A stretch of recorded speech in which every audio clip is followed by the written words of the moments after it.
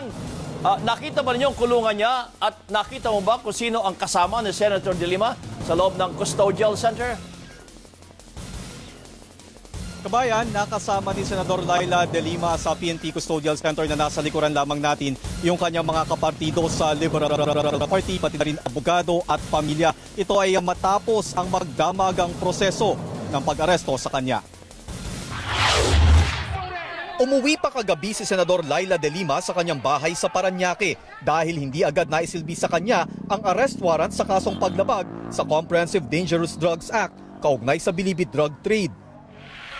Pero bago maghating gabi, bumalik si De Lima sa Senado matapos mabalita ang umalis na ang arresting team ng Criminal Investigation and Detection Group. Hindi naman nga ako tatakas.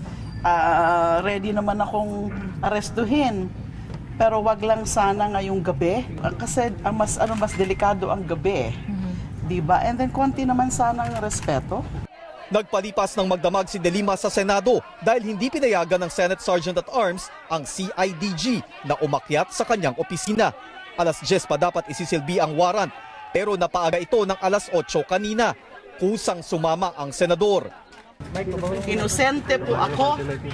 Wala pong katotohanan, pawang kasinungalingan ang mga pinaparatang po nila sa akin na ako ay di umano ay nakinabang sa droga, di umano tumanggap sa drug money, di umano ay nag-cuddle o nag-protect ng mga drug convicts. Palaban pa rin si De Lima hanggang sa mga huling sandaling malaya siya. Karangalan ko po na ako'y makulong dahil sa mga pinaglalaban ko po. Pagdasal niyo lang po ako. Dinala muna si De Lima sa Campo Crame para sa booking process kasama ang pag-mugshot at medical. Dinala rin siya sa Muntinlupa para iharap kay Judge Juanita Guerrero. Tanghali nang maibalik si De Lima sa Camp Crame at nanatili muna sa CIDG. I'm okay. I have prepared myself psychologically for this scenario. I knew that this was something that was not impossible. Alas 3 nang maipasok si De Lima sa kanyang selda matapos ang orientation para sa mga detainee. Ayon kay Representative Kakabagaw na sumama sa loob ng kulungan, may maliit na kwarto si De Lima na may single bed.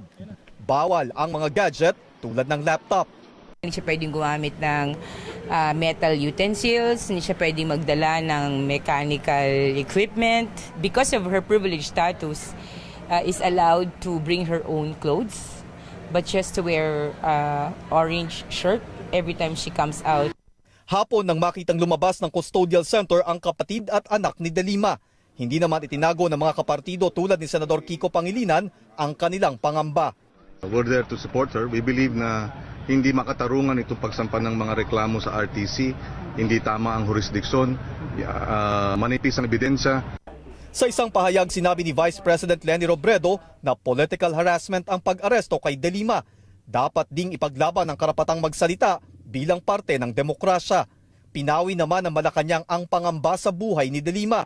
Sabi ng palasyo, walang dapat ikatakot ang senadora dahil mismong si Director General Ronald De La Rosa ang nagsabing ligtas siya sa loob ng kampo. Samantala, sinabi ni dating Sandigan Bayan Presiding Justice Edilberto Sandoval na ang may huling salita sa kaso ni De Lima sa isyu ng jurisdiksyon ay ang Korte Suprema. Kabayan, kahit nakakulong si Senador De Lima, tuloy-tuloy pa rin yung kanyang trabaho bilang senador at damay pa rin dyan siyempre yung kanyang mga staff dahil nga magpa-file pa rin daw ng mga bills, mga resolutions. Itong senador, isa lamang sa immediate concern nila ay ang pagpapasok ng laptop sa loob ng kulungan. Kanina rin kababayan ay bumisita si Senador Antonio Trillanes at sinabi niya na in high spirits naman si De Lima. Yun nga lang at dahil nga napuyat at napagod dahil sa mahabang proseso ng pag-aresto sa kanya, inaasahan na ngayong gabi talagang matutulog na lamang ang senadora. Kabayan. Ang tanong ko sa iyo kanina, Adrian, ay sino ang magiging kasama niya? So, mag-isa lamang siya. At yung mga nandun ngayon sa loob ay yung mga nakikiisa sa kanya o nakikidalamhati sa nangyari sa kanya. Kabayan, may mga bantay na syempre mula sa pulisya, pero isa rin dun sa naging agreement ay mula naman sa Office of Sergeant at Arms ng Senado. Ito ay bilang pagrespeto pa rin sa institusyon at sa kanyang posisyon bilang senadora. Yung ibang mga kasamahang detainee ay malayo kasi yung pagkakasabi kanina ni Congresswoman na Kakabag-aw ay doon sa isang compound ay si Delima lamang. At yung ibang mga detainees dyan sa loob ng PNP Custodial Center ay hindi niya kasama. May gate daw papasok doon sa compound kung nasaan si Delima. Kabayan. So, yung kulungan ni Senator Jinggoy Estrada, malayo sa kanya. Malayo, oo, kabayan. Hindi sila nagkikita at sabi nga niya Congresswoman Bag-aw nung pagpasok niya ay hindi niya rin naman nakita yung mga senador na dating senadora Jinggoy Estrada at Bong Revilla. Kaya talagang nakaseparate talaga itong kay Senador De Lima. Dahil nga, hiwalay talaga yung babae at lalaki sa loob ng PNP Custodial Center. Kabayan. Adrian Eileen live. Salamat.